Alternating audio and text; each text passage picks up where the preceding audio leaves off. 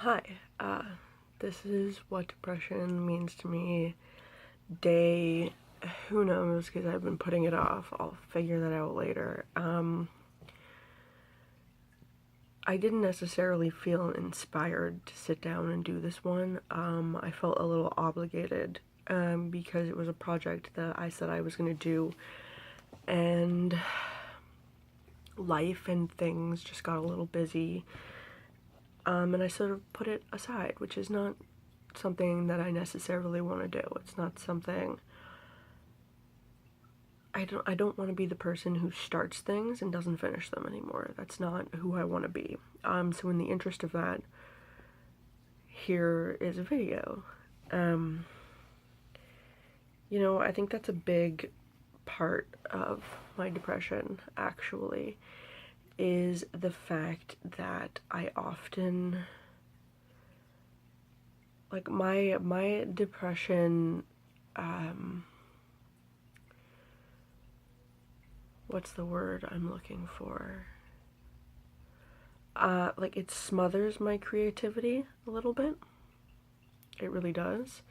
Because when I'm super depressed or just really low mood, I feel less inspired. My inspiration comes from being happy. I find, like, when I was younger, I used to paint things that were dark, because my whole life was dark. And now that's not the way I define my life. I don't define my life by the darkness. I define my life by the beauty in it. And that's really redefined my artistic self.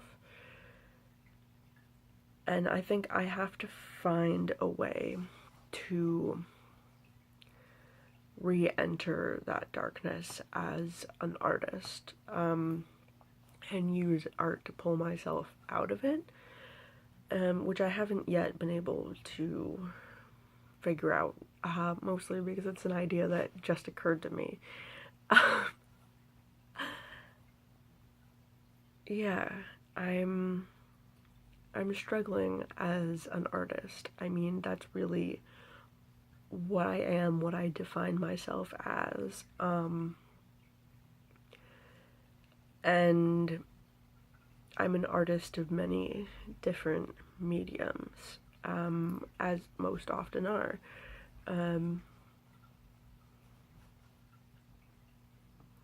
But I've been stifled of late.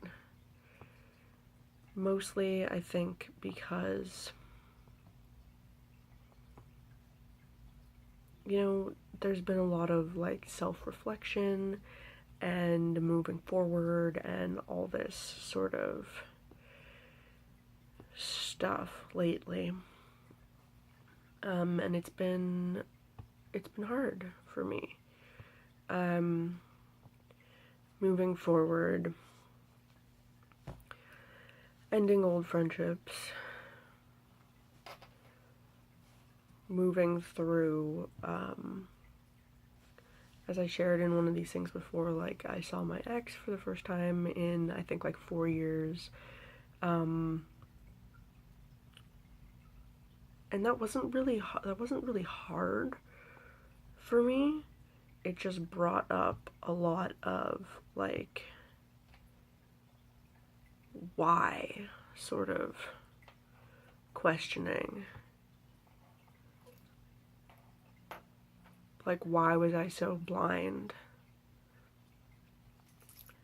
How did I think that what I was in was a loving and caring and supportive relationship?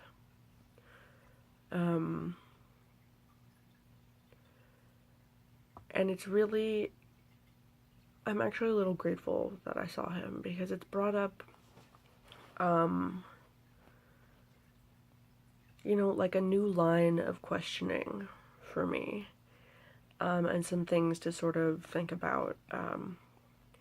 My friend actually had this great idea, and I think that it would be a good after this, that's a good, like, next jump forward is, I think I will do another one of these for 30 days about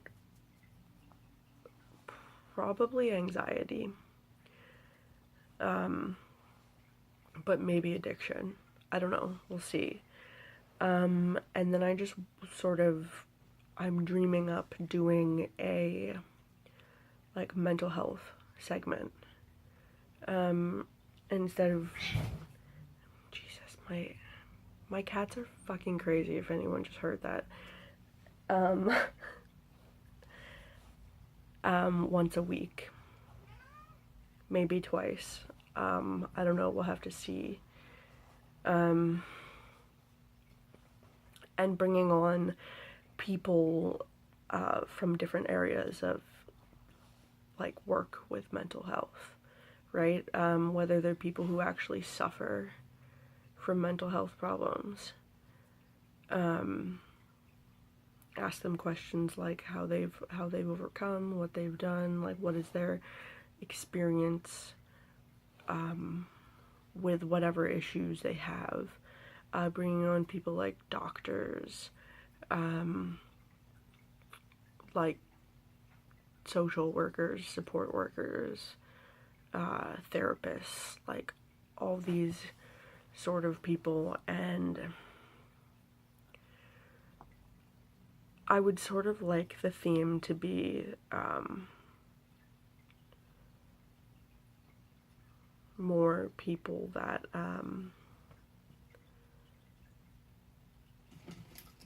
like, if they work in the field, I would like it to be not only do they work in the field, but they actually have firsthand experience, because I do think that that's more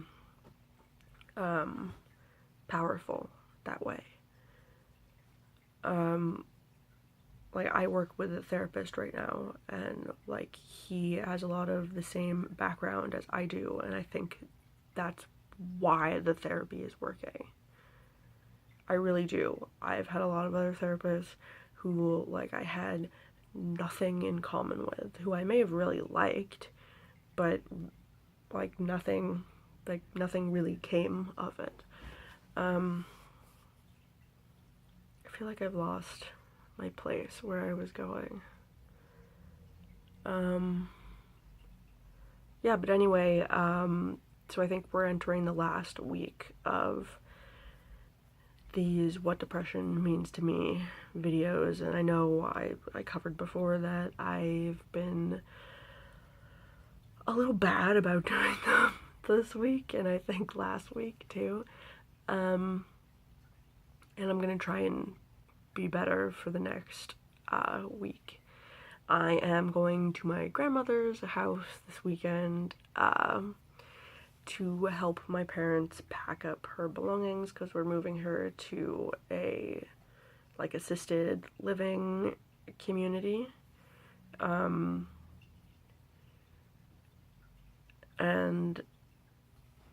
I've had a lot of problems with, like, my extended family.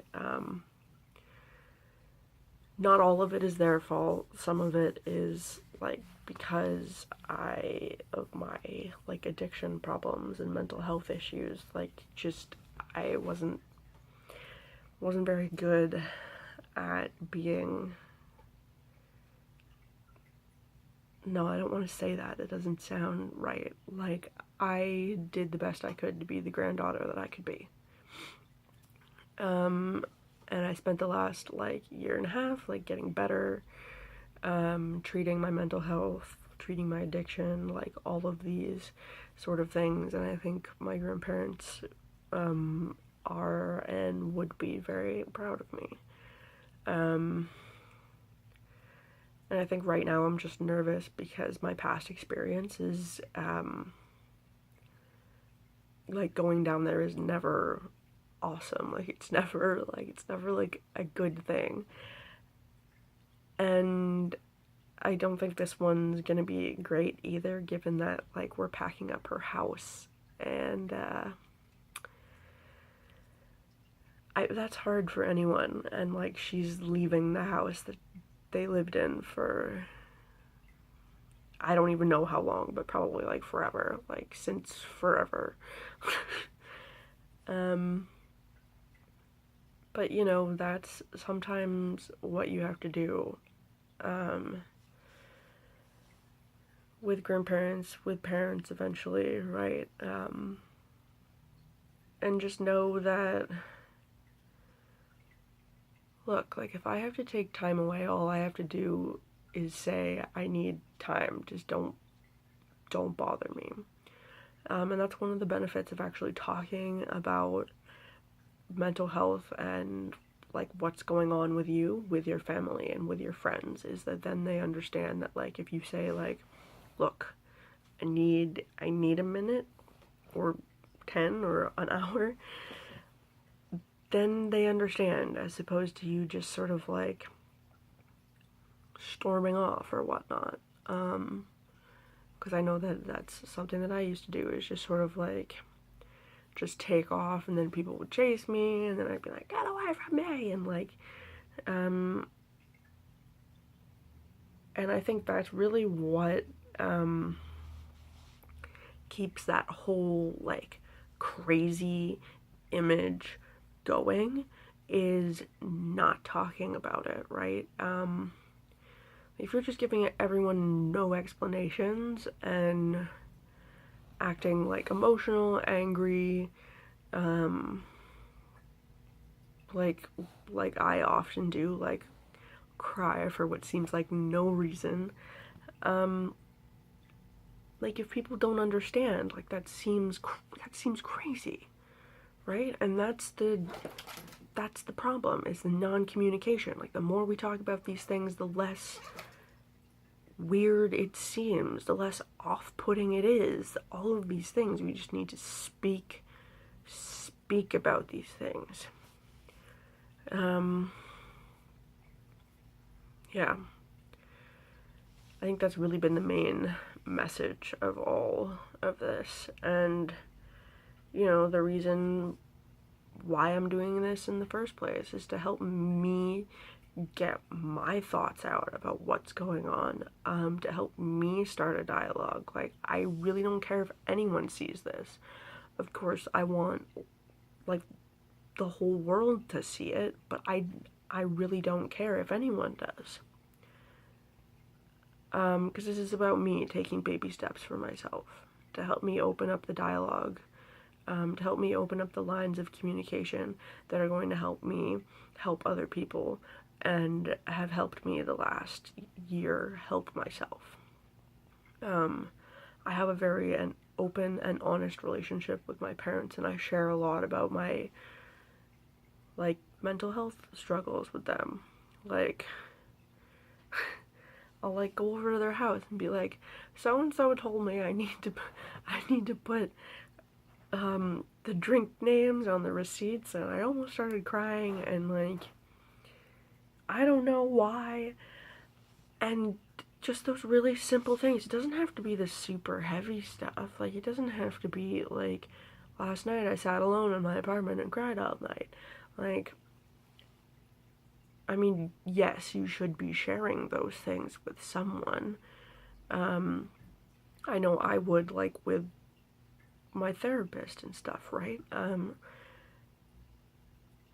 But I think, like, with family and friends, like, start small, unless you feel really comfortable with them, right? Start small. Start small, and don't push yourself too hard. Like, you're gonna get better at it. Like, everybody sucks at everything at the beginning, right? Like, my brother just had a baby, and they keep sending us pictures of him, like, videos of him eating, and, like, he sucks at it. Like, he sucks at it. Like, he's really bad right now. But, like, he's never really eaten before. So, like, I think if you take that sort of, like, ideology into everything you do, like, when I was a baby, like, I sucked at everything. And no one was like, Liz, you suck at walking. Maybe you should just not do it. Like, they were like, yeah, like, she walked. Like, she'll get so much better at it. Look at her go. And they were so happy.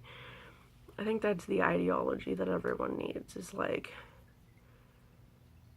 don't treat everyone like a baby, but if someone's never done something before, like, they shouldn't automatically be good at it. And for people who are trying things for the first time, like, don't hold yourself to such a high standard. I know I do it all the time, but it's something I'm really working on, is not,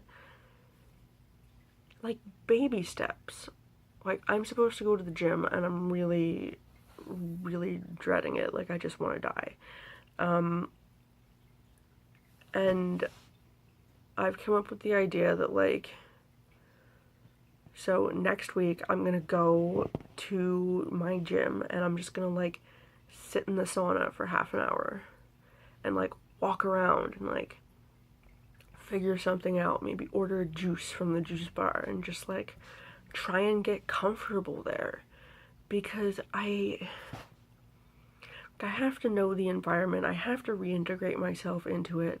And, like, for me to put so much pressure on myself and be like, okay, you're gonna go to the gym, you're gonna do cardio, you're gonna go swimming, you're gonna blah, blah, blah, blah, blah, blah, blah, blah.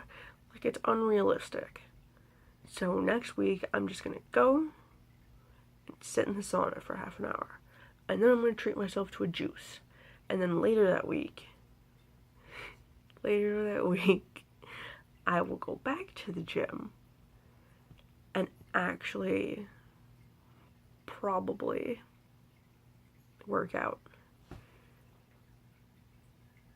Yeah, I like this. I like this.